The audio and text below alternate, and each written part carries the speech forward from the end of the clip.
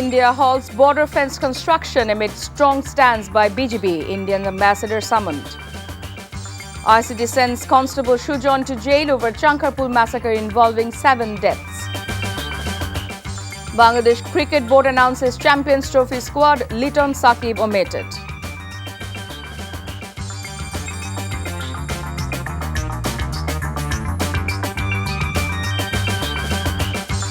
Assalamu alaikum, this is Chaudhry Sama. Welcome you all to evening news. You have just heard the Crown 7 headlines. Now let's move on to the details. Home Advisor Jahangir Alam Chaudhry said India has been forced to halt the construction of barbed wire fence along the border due to the strong stance taken by border guard Bangladesh and residents. The advisor said this at a press conference on the Bangladesh-India border situation held at the Secretariat today. Due to some unequal agreements signed during the previous government's tenure, various issues have arisen along the border. However, the efforts of people and the BJP have compelled India to stop certain activities, including the construction of barbed wire fences, he said. The former DG of the then BDR accused the Hasina regime of granting India unequal opportunities, which have led to disputes over barbed wire fencing in 160 locations.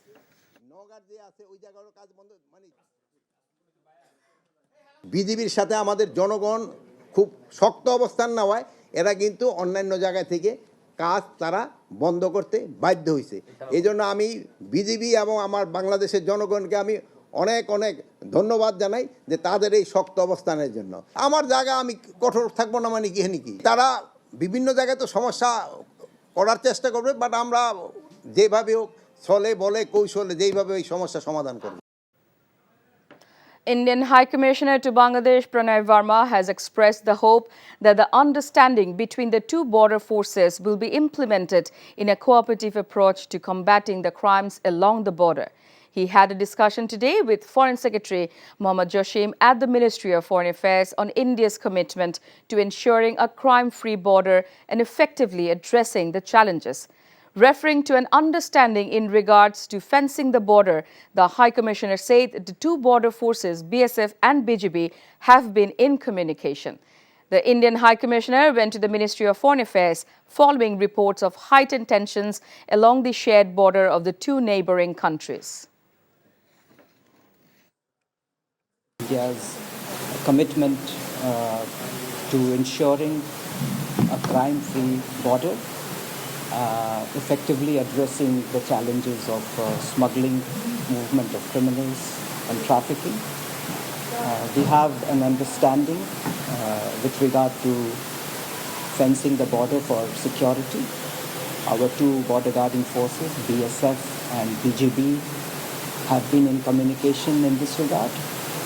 We expect that understandings will be implemented and that there will be a cooperative approach to combating crime. The International Crimes Tribunal has shown Constable Mohammad Sujan Hussain arrested and ordered to send him to jail in connection with the crimes against humanity during July-August mass uprising in 2024. Justice Ghulam Murtaza Majumdar passed the order today. Prosecutor B.M. Sultan Mahmud told the tribunal that in a video, Constable Sujan was seen firing on a procession brought out by the students and other people on 5th August at Chankarpur area near Dhaka Medical College Hospital. The accused were brought to the tribunal in the morning. The tribunal also ordered the prosecution to submit the investigation report on 23rd February.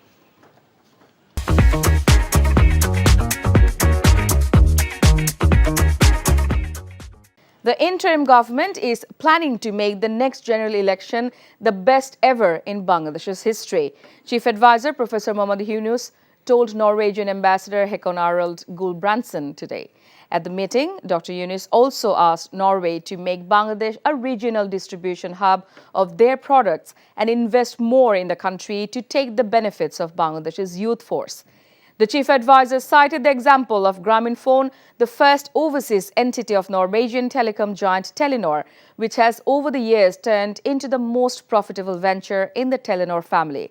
The ambassador handed over a letter from Norwegian Prime Minister expressing strong support of the country for the interim government. Physical condition of BNP chairperson Begum Khaleda Zia, who is undergoing treatment at London clinic, is improving. BNP Standing Committee member and chairperson's personal physician, Professor Dr. Ezedem Zahid Hussain, said the former premier's physical condition is improving. He said doctors are intensively monitoring Begum Zia's treatment at the London clinic as her health checkups are also underway. She's spending time with her family. She is very happy and smiling. BNP acting chairman Tariq Rahman is always with his mother as well as Khaleda Zia's daughter-in-law Dr. Zubaydah Rahman and granddaughters are there. Now, international news. Chief Advisor Mohammad Yunus has called for an investigation into properties used by Tulip Siddiq and her family, pointing out that they may have benefited from illicit wealth tied to the regime of Sheikh Hasina, Tulip's aunt, according to a report by the Sunday Times. The report reveals that several London properties were linked to offshore companies and businessmen named in the Panama Papers. In a recent interview, the chief advisor emphasized that the properties connected to Tulip should be thoroughly examined. He said that if it is found that these assets were acquired through unlawful means, they should be returned to the people of Bangladesh. It's about plain robbery, he said, accusing the former regime of embezzling funds through fraudulent practices that have had long-lasting effects on the country. Tulip Siddiq, MP for Hampstead and Highgate in the United Kingdom, received hospitality at cricket matches alongside a former member of her ousted dictator aunt Sheikh Hasina's regime, as reported by The Telegraph.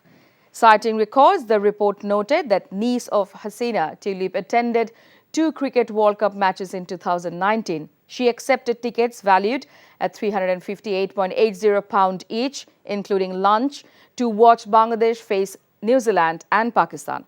One of her fellow attendees was Qazi Nabil Ahmed. He is a former Awami League politician and is now under investigation by the Anti-Corruption Commission in Bangladesh, alongside other ministers and MPs of his party. The Awami League politician faced various allegations, including abuse of power, acquiring illegal wealth, and smuggling money and gold abroad. Qazi Nabil reportedly fled the country following the collapse of Hasina regime. 4 wildfires are currently burning around Los Angeles. At least 16 people have been killed so far, 11 attributed to the Eaton fire and 5 to the Palisades, while 13 others are missing. Malibu has lost 1/3 of its eastern edge, the city's mayor says, and a resurgence of winds have complicated efforts to knock back the flames. The largest fire, Palisades, is spreading east and now threatens the wealthy neighborhood of Brentwood, where evacuation orders have been issued. Now, sports cricket. Batter Liton Das and pacer Shariful Islam were axed over poor form as Bangladesh Cricket Board announced a 15-member provisional squad for next month's Champions Trophy. Liton and Sharif have both been in poor form of late, failing to find form in either format of cricket.